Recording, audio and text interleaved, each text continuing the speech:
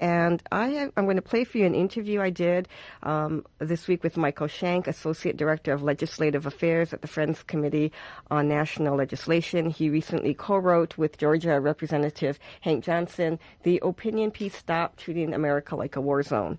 So we'll play that, and we'll be back. Thank you, Matthew Bragin. The event on Sunday at 3:30 at Penn Park. The Pentagon has a program called the 1033 program, and it was enacted into law in 1997. And it essentially does the following. It takes surplus equipment from the war zones as they're drawing down from Afghanistan and Iraq wars. The armored personnel carriers, the tanks, the Humvees, the assault weapons, the drones, the armored drones, the grenade launchers, all of that coming back from the war zone can be gifted to police departments all across the country, small to big, towns as small as 16,000, town of Roanoke Rapids in North Carolina, can get this equipment for free. All they have to do is pay for the delivery. It's pretty easy to get. They just have to fill out a one-page form, and then the equipment is delivered. And a couple 100,000 assault weapons have already been given as part of the program, and roughly 1,000 armored personnel carriers have been given. Ferguson received some of these weapons.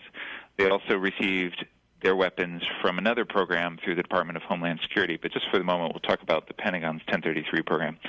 And what we've done in response, since we think it's very problematic for small-town America to look like the war zone and to have our police militarized, Congressman Hank Johnson in the House of Representatives, he's from Georgia, has written legislation. We'll be introducing that legislation this month in September that would prohibit the military equipment from the war zone being gifted to police departments in America. Any other equipment that's less military or non-militarized, like office equipment, refrigerators, microwaves, that kind of thing, we're okay with the transfer. It's just the military equipment would be prohibited under this legislation. Unfortunately, there's very little oversight over the program, and the legislation that Hank Johnson will introduce will increase that oversight. So police departments who want the equipment didn't have to do a needs assessment. They didn't have to justify why they were getting the equipment, and there's very little accountability of the equipment once it's given.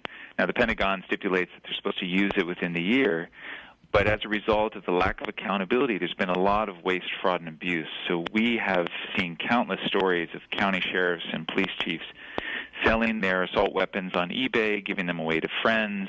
Weapons go unaccounted for. Do you know how many places received this kind of surplus equipment? New York Times did a great study of which police departments and which states are receiving it. And if you look at the map, and folks can find it if they just Google New York Times and militarization of U.S. police force, they can find it. This great graph. Pretty much all across America, from small towns to big towns, the small town Roanoke Rapids in North Carolina that I mentioned being one of the more egregious examples because of a town of 16,000 getting military-grade equipment. But you're seeing it all across the country, East Coast to West Coast, and the lack of oversight has allowed police departments, small and large, even small towns in Georgia, who aren't by a body of water, getting boats and scuba gear. So this legislation would improve the kind of accountability that is lacking, but certainly more is needed. I had mentioned at the very beginning of our conversation that there's another program that is arming and weaponizing U.S. police, and that's through the Department of Homeland Security. These terrorism grants that are being gifted to U.S. police forces all across the country have amounted to $34 billion since 2001.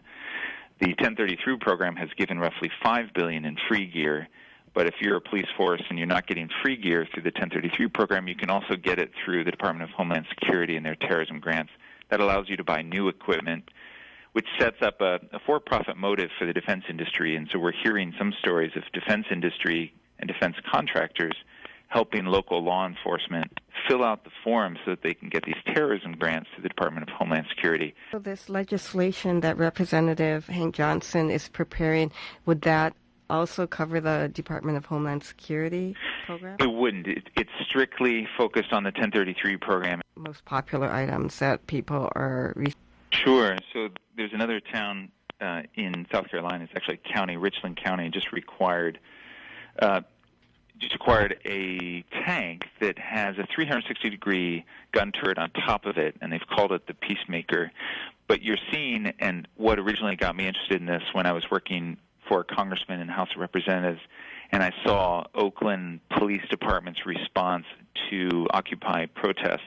They were using these very large armored personnel carriers. If you see pictures from Ferguson, you see these armored personnel carriers. They're very large, and assault weapons. Those are the two most popular. Assault weapons, as I mentioned, in the hundreds of thousands being gifted through the 1033 program, but also the armored personnel carriers are becoming much more popular. Now, there are some police departments that are giving it back. Just this past week, the San Jose Police Department has gifted back their MRAP to the Pentagon, and hopefully post-Ferguson there's going to be enough controversy over this trend, this militarization of U.S. police forces, that other departments will be giving back their armored personnel carriers or their MRAPs. San Jose is taking the lead, and hopefully we'll see more. Representative Johnson's legislation being introduced this month. Yeah, it's called the Stop Militarization Law Enforcement Act, Stop Militarizing Law Enforcement Act, and it's bipartisan. Congressman Labrador, who's a Republican from Idaho, is co-sponsoring it. And so if folks want to support the Stop Militarizing Law Enforcement Act that Hank Johnson introduced, they can call up their representatives and encourage them to join. We're hoping to see something similar in the Senate. Senator McCaskill is going to have in the Homeland Security Committee some hearings on this, and Obama's even called for a review of these programs. But the legislation that Hank is introducing would vastly increase the oversight and monitoring and accountability of the program, but as I mentioned before, would prohibit the transfer of war weaponry from the tanks and Humvees and mine-resistant ambush-protected vehicles and armored personnel carriers, assault weapons, armored drones, and grenade launchers from coming to the police force. And that was Michael Shank. He's Associate Director of Legislative Affairs at the Friends Committee on National Legislation.